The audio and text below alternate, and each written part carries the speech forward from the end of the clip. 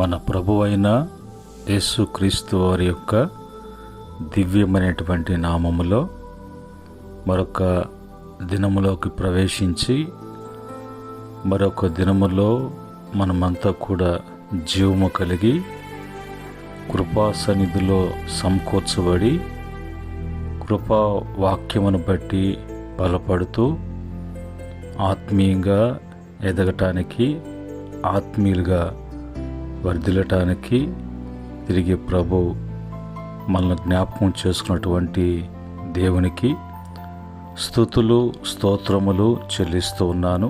అలాగనే ప్రతిరోజు కూడా కృపా వాక్య ధ్యానములలో పాలిపంపులు కలుగుతూ బిడ్డలు బలపడుతున్న బిడ్డలకు ప్రభు పేరిట వందనములు, ప్రభు పేరిట శుభములు తెలియజేస్తున్నాను. ప్రియమైన దేవుని బిడ్డలారా, ఈ సమయంలో దేవుని వాక్యమును చదువుకొని ప్రార్థనాపూర్వకంగా మనం ధ్యానం చేద్దాం.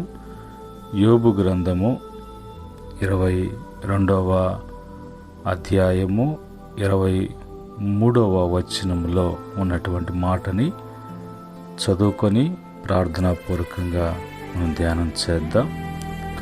ఈ సమయంలో మరి యోబు గ్రంథము 22వ అధ్యాయము 23వ వచనాన్ని నేను చదువుతున్నాను. సర్వశక్తుని వైపు నీవు తిరిగిన ఎడల నీ గుడారములలో నుండి దుర్మార్గమును దూరముగా తొలగించిన ఎడల నీవు అభివృద్ధి పొందుదువు. ప్రేమగల తండ్రి, పరిశుద్ధుడా, మీకు వందనాలు. ఈ సమయంలో మీ దాసును మరుగుపరచండి. మీరు మాత్రమే మాట్లాడమని యేసుక్రీస్తు నామములో అడిగి వేడుకుంటున్నాము తండ్రి, ఆమేన్.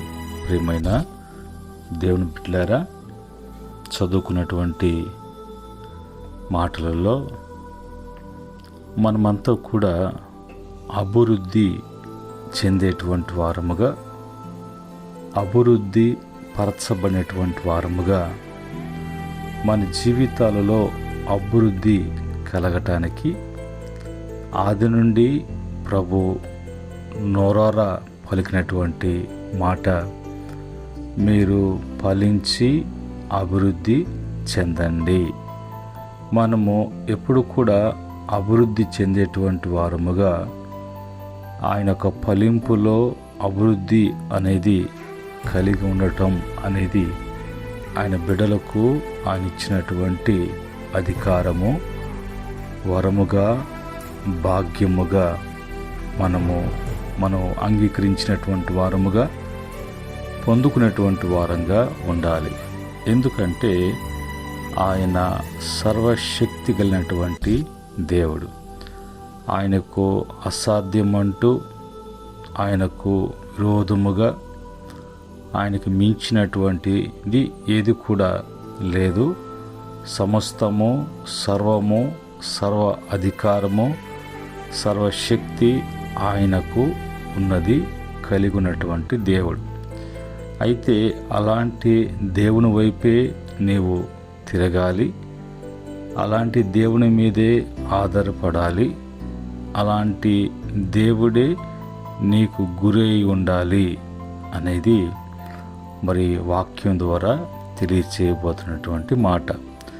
ఆయన వైపు నువ్వు తిరగాలి అని అంటే, ఆయన వైపు నువ్వు చూడాలి అంటే, నీ యొక్క గుడారములలో నువ్వు నివసిస్తున్నటువంటి నీ నివాస స్థలములో దుర్మార్గమును, దుర్మార్గతను మరి వాటిని దూరంగా తొలగించుకోవాలి.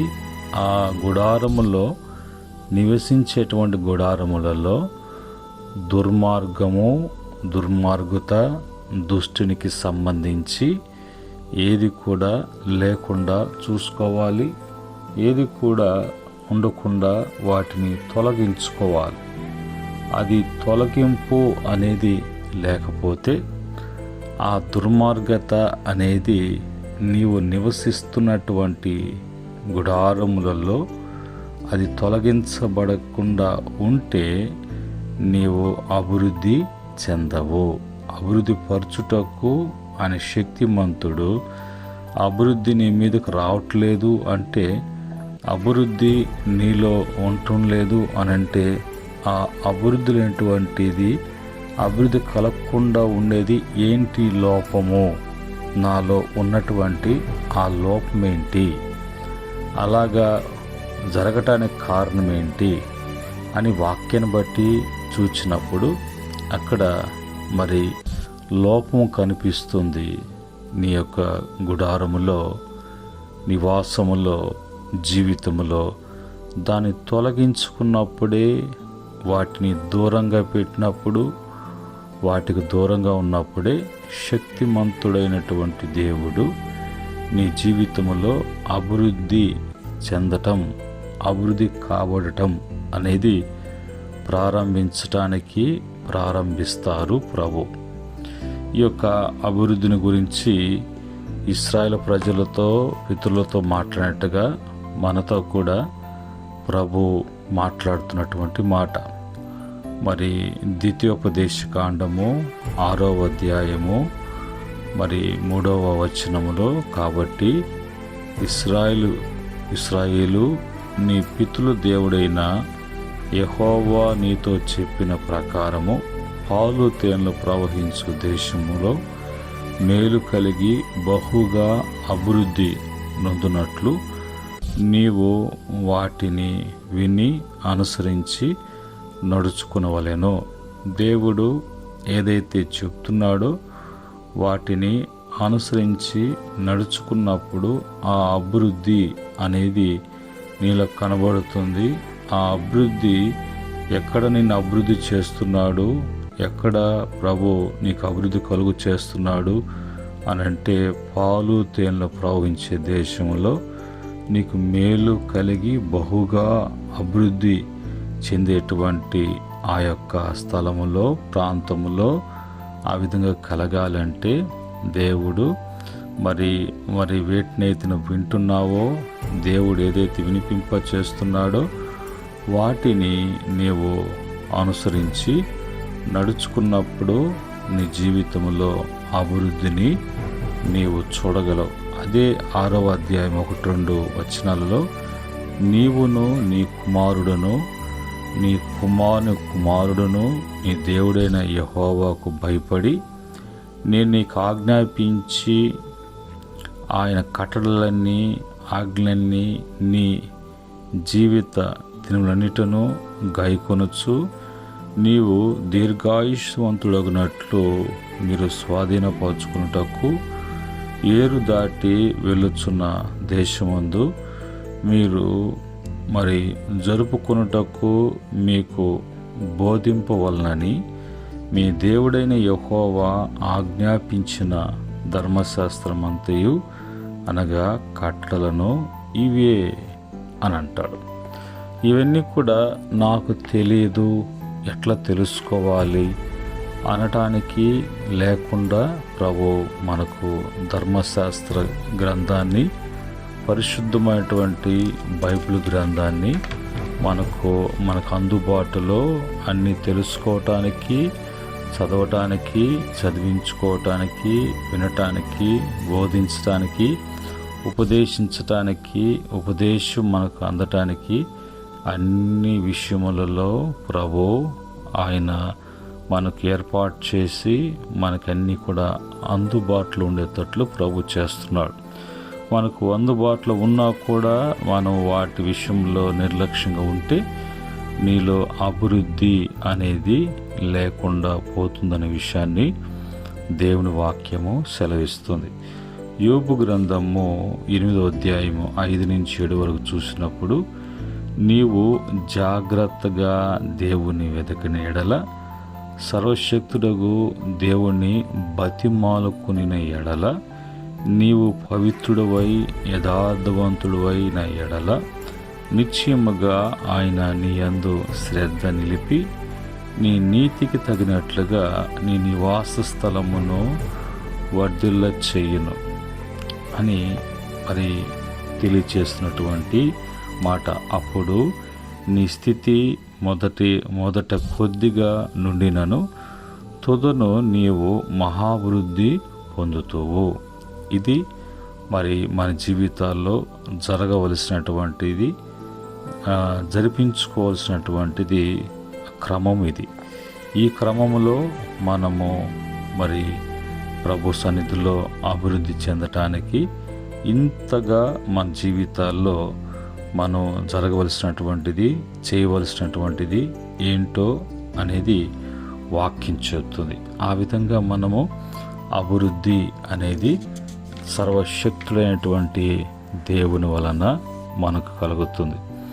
మరి మనం వేటిలో అభివృద్ధి చెందాలి ఆత్మీయంగా, దైవికంగా అనగా 2 కొరింథీ పత్రిక 7:8 మరి 8వ అధ్యాయము 7వ వచనములో ఉన్నటువంటి మాట ప్రకారంగా మీరు ప్రతి విషయములో అనగా విశ్వాసమందును, ఉపదేశమందును, జ్ఞానమందును, సమస్త మరి జాగ్రత్త యందును, మీకు మా ఎడలనున్న ప్రేమ యందును ఎలాగూ అభివృద్ధి పొందుచున్నారో మరి అలాగనే మీరు ఈ విశ్వాస కృపయందు కూడి అభివృద్ధి పొందునట్లు చూచుకొనుడి. కృపయందు కూడి, కృపలో మనము అభివృద్ధి చెందాలి, విశ్వాసములో అభివృద్ధి చెందాలి, మరి ప్రేమలో అభివృద్ధి చెందాలి. మరి ఫిలిప్పీ పత్రిక 1:9 ప్రకారంగా మనము మరి జ్ఞానమందును అభివృద్ధి చెందాలి. అలాగనే 2 తెస్సలోనికీయుల పత్రిక 1:3 ప్రకారంగా విశ్వాసంలో కూడా మనము అభివృద్ధి చెందాలి. ఎప్పుడు విశ్వాసంలో అభివృద్ధి చెందుతూ ఉంటావో నీవు ప్రేమలో కూడా అభివృద్ధి చెందుతావు. ప్రేమలో అభివృద్ధి చెందుతున్నటువంటి నీ జీవితంలో కృపయందును కూడా నువ్వు అభివృద్ధి చెందుతావు. ఈ కృప అభివృద్ధిని బట్టి నీకు మరి తెలివిని, జ్ఞానాన్ని అవన్నీ కూడా దేవుడు నీకు అనుగ్రహించటానికి, నీకు ప్రభు దయచేయటానికి, అనుగ్రహములో నువ్వు వర్ధిల్లటానికి దేవుడు కృప చూపించేటువంటి దేవుడిగా ఉన్నాడు. ఇది మన యొక్క జీవితాలలో కోరుకోవాల్సినటువంటి ఆత్మ అభివృద్ధి, ఆత్మీయంగా. అలాగనే మన అభివృద్ధి అంటే మన లోక సంబంధంగా మరి ఇంకొక ఆలోచన లేకుండా ఉండటం అనేది మంచిది. ఎందుకంటే మనము ఆత్మీయులము, ఆత్మ సంబంధులము, మనము పరలోక నివాసులము. మన నివాసాలు పరలోకములో ఉన్నవి, ఏర్పాటు చేయబడుతున్నాయి. ఈ లోకములో మనం తాత్కాలికమైనటువంటి నివాసాలు చేస్తూ ఈ యొక్క యాత్ర ముగించేంత వరకే ఇందులో మనము తాత్కాలికంగా ఉంటాం, తర్వాత విడిచిపెట్టేస్తాం.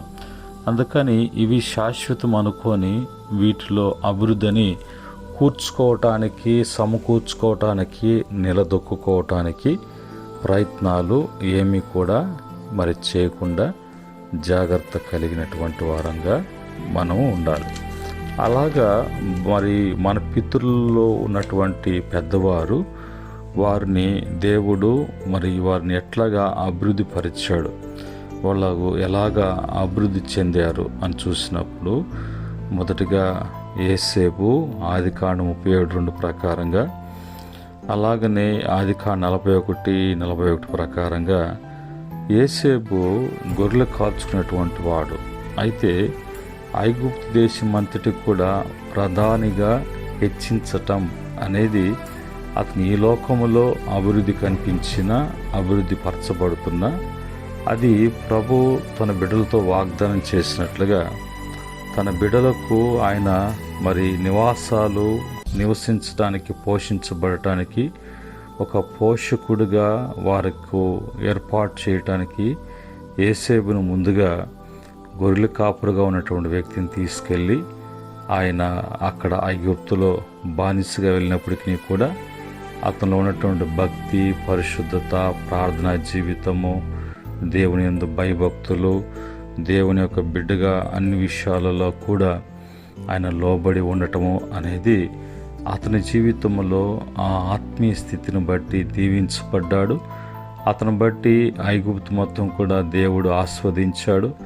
అతను బట్టి కుటుంబ సభ్యులందరూ కూడా ఆ కరువు కాలంలో పోషించబడటానికి అతని జీవితం ద్వారా మహాభివృద్ధి అనేది కలగటం అనేది జరిగింది.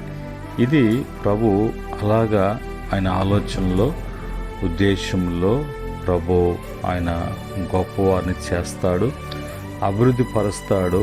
వారి యొక్క ఉన్నటువంటి స్థితిగతులను బట్టి అబ్రహాము అతను మరి విశ్వాసాన్ని బట్టి, యేసేబు పరిశుద్ధతను బట్టి, మోషే విధేయతను బట్టి, అలాగనే దావీదు దేవుణ్ణి స్తుతించటము, గణపరచటం విషయంలో, అలాగనే మొర్దెకై అతను రోషము కలిగి జీవించటములో, దానియేలు ప్రభు తన బిడల కొరకు అతను మరి చేస్తున్నటువంటి క్షేమం కొరకు ఆయన చేసేటువంటి ప్రార్థనను బట్టి, అలాగనే మరి తన యొక్క బిడ్డలు యూదులు 120 సామ్రాజ్యములలో వాళ్ళు ఉన్నటువంటి ఆ సామ్రాజ్యంలో తన యొక్క బిడ్డలను మరి కాపాడటానికి, వారు భద్రత కలిగి దేవుని బిడ్డగా సంతోషించటానికి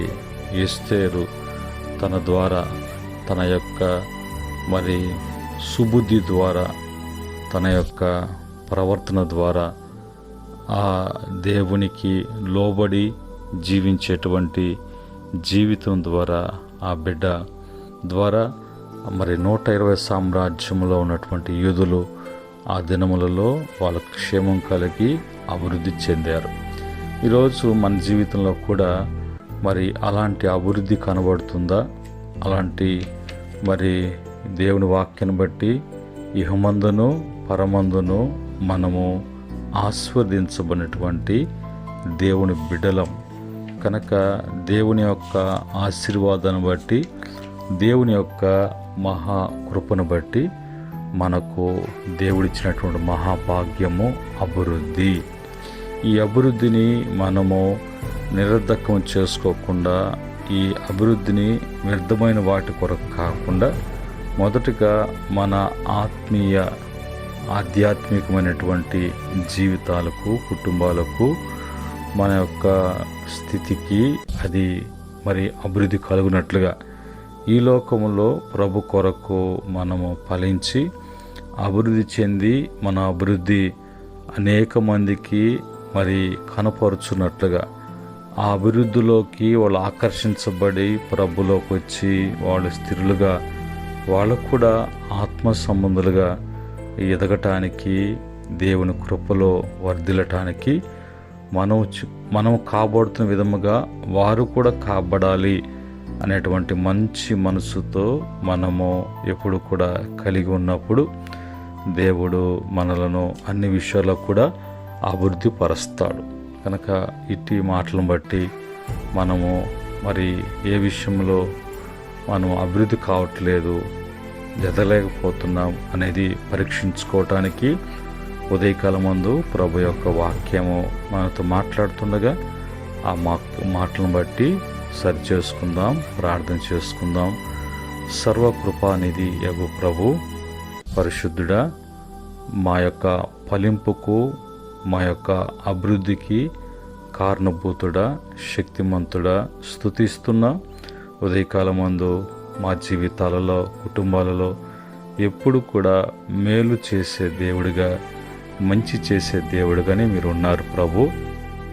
అయితే మా జీవితాలలో మేము తొట్రెళ్ళి నీ వైపుకు తిరగక, లోకములో మా యొక్క జీవితాలలో ఉన్నటువంటి దుర్మార్గతను బట్టి, దుష్టుని కార్యాలను బట్టి మా అభివృద్ధిని మా చేతులారా మేమే నష్టపరుచుకుంటున్నాము అని తెలుసుకోవటానికి, మేమే లోబడటం లేదు, అనుసరించటం లేదు మీ ఆజ్ఞలను, మీ మాటలను అని తెలుసుకోవటానికి ఉదయకాలం తెలియచేశారు. మా పితరులు ఏ విధంగా భయముతో లోబడి వారు అభివృద్ధి చెందారో, ఏ విధంగా వాళ్ళ అభివృద్ధి కనబడిందో అలాంటి అభివృద్ధి మా జీవితాల్లో కూడా కలగటానికి ఉదయకాలం ముందు మీరు మాట్లాడినటువంటి మాటలను బట్టి ప్రభా సరి చేసుకున్నటువంటి అవకాశం బిడ్డలు కల్పించండి. తిరిగి నీ ఫలింపులోకి అభివృద్ధిలోకి బిడ్డలను తీసుకురమ్మని, నిత్య నివాసములోకి బిడ్డలు ప్రవేశించడానికి సిద్ధపరచబడటానికి కృప దయచేయమని, ఈ మాటలు బుద్ధిగంతాల వరకు మరి వినిపింప చేయటానికి మీ యొక్క పరిశుద్ధాత్మ యొక్క ప్రభావం క్రీచేయట్లుగా సహాయం చేయమని యేసుక్రీస్తు నామములో అడిగి వేడుకుంటున్నాము తండ్రి, ఆమెన్. పరమందు దేవుని యొక్క ప్రేమ, కుమారుని కృప, పరిశుద్ధాత్మ యొక్క సహవాసం ఈ మాటలు ఎన్ని ప్రాంతాలకు, ఎన్ని స్థలాలకు, ఎంతమంది బిడ్డలకు వినిపింపబడుతున్నదో వారికి వారి జీవితాల్లో మార్పు తీసుకుని వస్తున్నటువంటి తెచ్చుకుంటున్న బిడ్డలకును, సకల పరిశుద్ధులకును, ఆయన దాసులకును సదా తోడై ఉండి నడిపించునుగాక. ఆమెన్. దేవుడు మిమ్ములను, మీ కుటుంబాలను, కలిగిన యావత్తును కూడా వృద్ధిపరచునుగాక. దైవాశీస్సులు మీకు కలుగునుగాక. ఆమెన్.